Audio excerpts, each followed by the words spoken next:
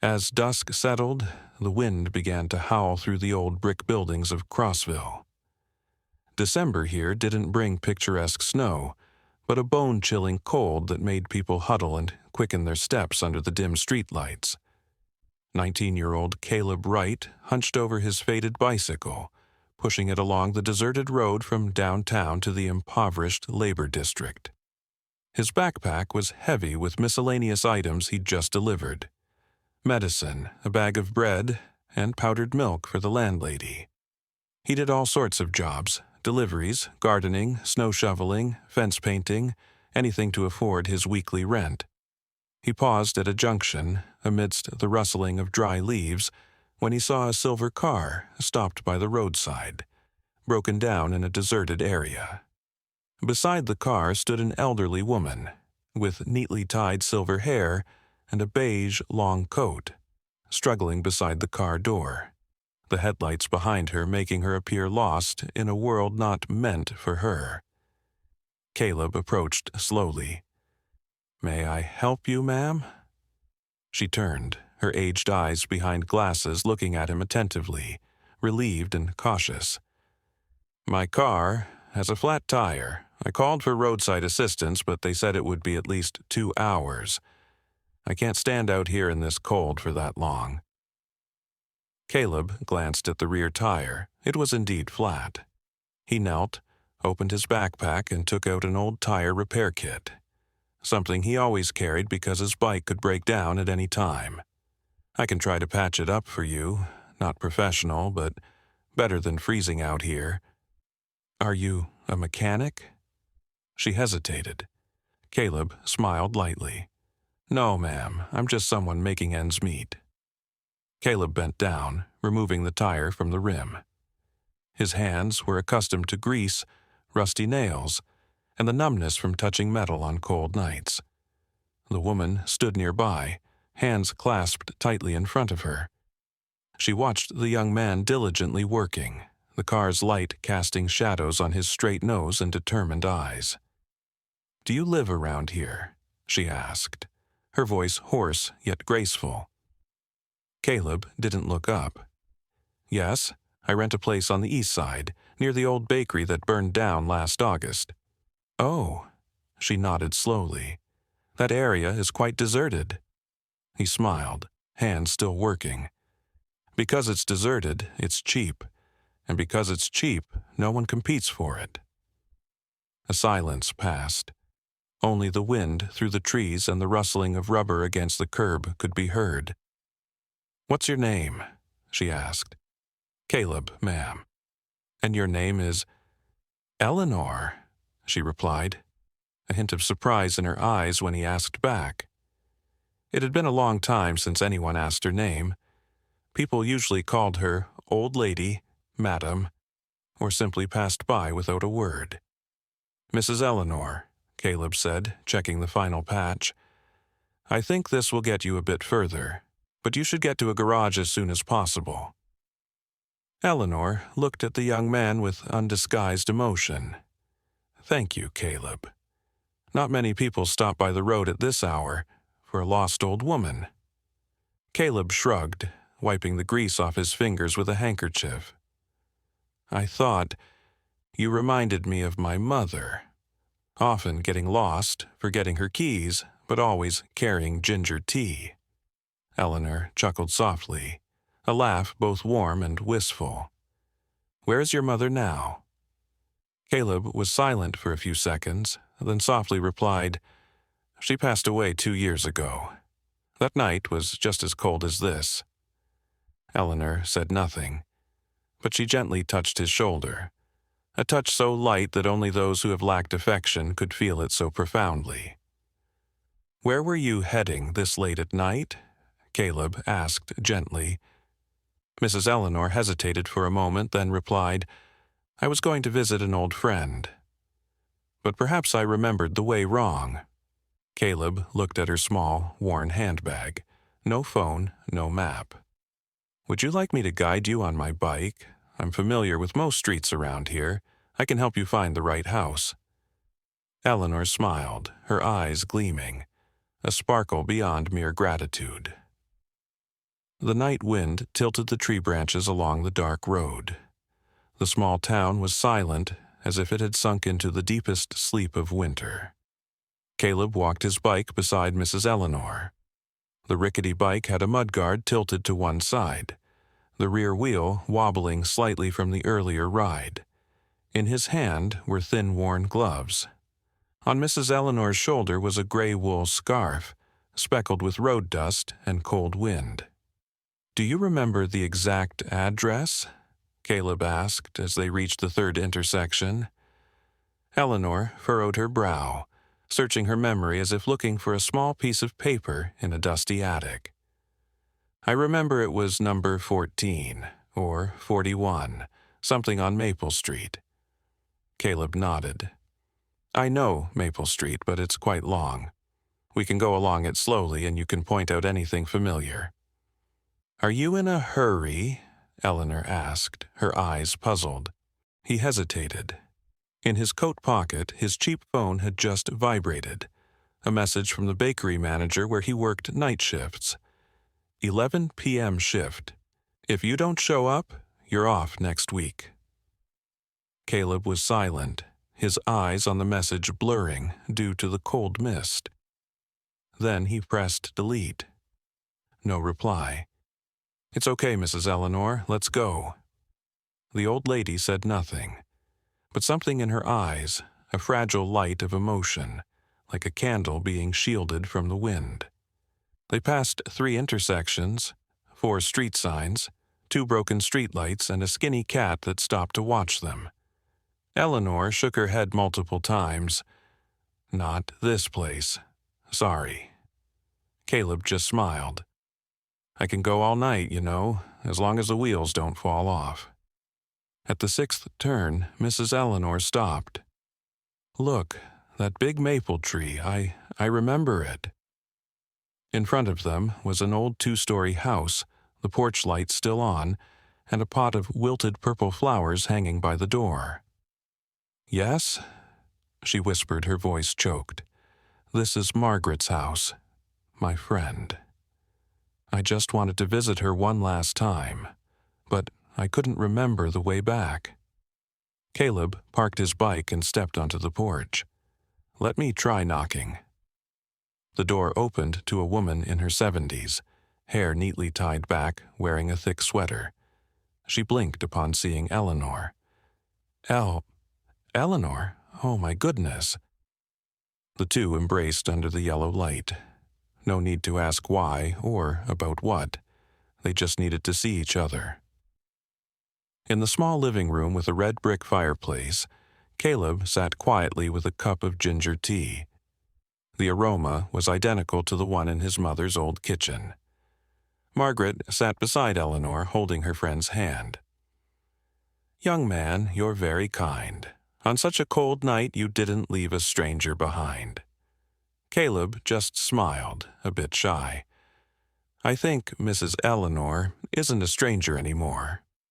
Eleanor looked over, holding his hand, her wrinkled but warm hands.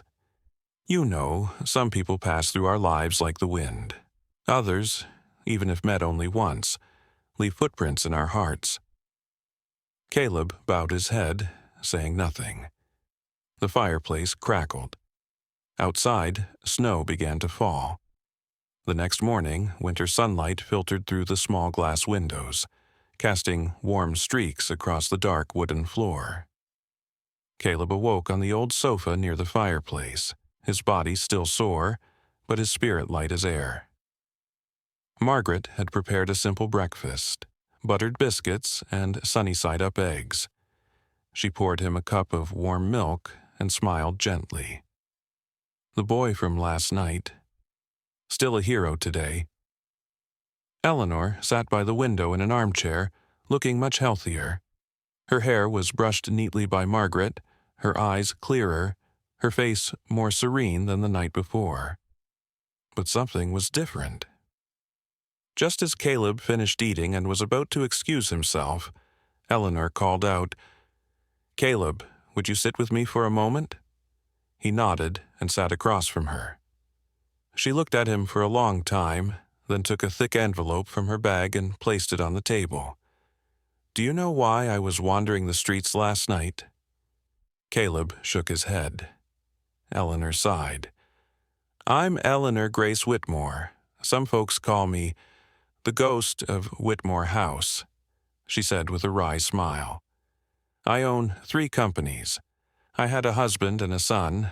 Now I have an empty house in the suburbs and a long list of people who used to call me Mother, but only when they needed money." Caleb's eyes widened. Eleanor looked directly at him. "I had a moment of memory loss. When I came to, I couldn't remember my way home. People passed by without noticing, but you, a skinny boy on a freezing night, stopped." "Why?" Caleb hesitated, then answered truthfully, without embellishment. "I thought, if my mom were still alive, I'd hope someone would help her if she got lost. I just did what I'd want someone to do for her." The room fell silent. Eleanor stood slowly with the help of her cane and handed him the envelope. "Inside is my home address, my assistant's card, and a handwritten letter. If you ever need a job, a school, or simply a quiet place to read a book, bring this to the Whitmore estate." Caleb hesitated. "You're doing this to repay me?" Eleanor chuckled. "Number. I'm doing this because I see something in you that few people still carry, genuine kindness without conditions." Margaret called from the kitchen. "Eleanor's never invited anyone to her house, not even her lawyer." Caleb blushed. He stood, thanked them both, and asked to take his leave. Just before he stepped out, Eleanor called after him. "Caleb, you are not ordinary. Don't let the world convince you otherwise." 2 weeks had passed since that snowy night. Caleb returned to his delivery job, living frugally day by day. He still slept on the long couch at Margaret's house, a woman he now considered his only real family. Each morning, he woke up before 5 a.m. and jogged to the grocery store to pick up delivery orders. But ever since leaving Eleanor's quiet little house, one thought kept echoing in his mind: her invitation. The thick envelope she'd given him was hidden under his pillow. Every night before bed, he pulled out the handwritten letter, not to reread the words, but to trace the delicate handwriting of someone who had lived a very lonely life. If you ever need a place to begin again, Whitmore still has a few rooms left unoccupied, and this heart still has a corner untouched. On a rare sunny Monday morning, Caleb pedaled his bike toward the estate Eleanor had described in her letter. For the first time in his life, he approached a neighborhood for the ultra-wealthy. Gated homes veiled in ivy, houses 10 times the size of the bakery where he worked. The Whitmore estate's gate was slightly ajar. Caleb stood still for several moments, one hand gripping his bike handle, the other gripping a ball of nerves. He wasn't afraid of rejection. He was afraid that crossing this line might change something in him, that he might not belong. He was about to turn back when the door opened. A man in a gray suit stepped out, looking him squarely in the eye. "Are you Caleb?" the man asked, his voice both firm and warm. "Yes, sir, I'm Caleb," he replied, his hand tightening around the wrinkled letter in his coat pocket. "Mrs. Eleanor's expecting you." Caleb stepped past the gate as if entering an entirely new world. Inside the Whitmore estate, Eleanor was sitting in a glass sunroom built just for winter flowers.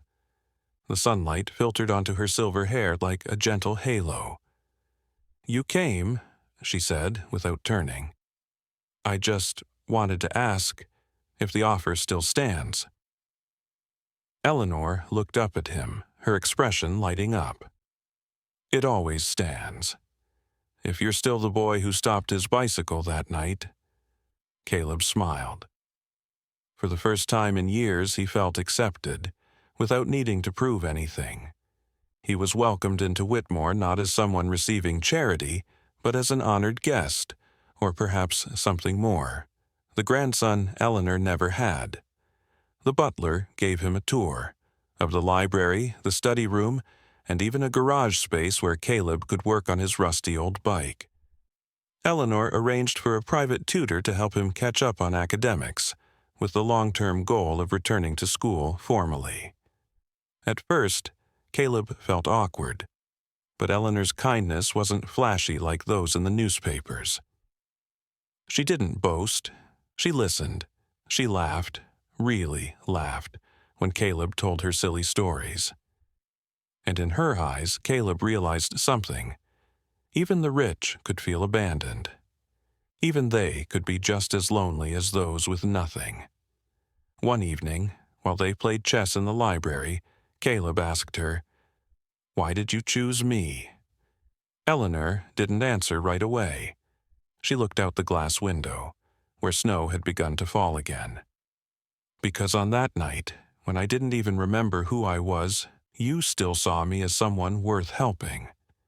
Not because of what I had, but simply because I was a person." The Whitmore estate in winter felt like a living museum, quiet, refined, and seemingly untouched by time. But for Caleb, each day felt like wiping away a layer of dust from a long-forgotten window. He began to see clearly, not just the corners of the house, but the hidden spaces within Eleanor herself. During the day, Caleb studied math and literature with Mr. Patrick, a reserved but compassionate tutor.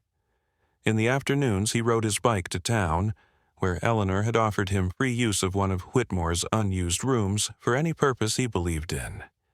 "Do whatever you want," she had said, "as long as you do it from the heart." Caleb turned the room into a donation center for used clothes and food supplies for the homeless. He named it the Second Door, because he knew a second chance, opened at the right time, could save an entire life.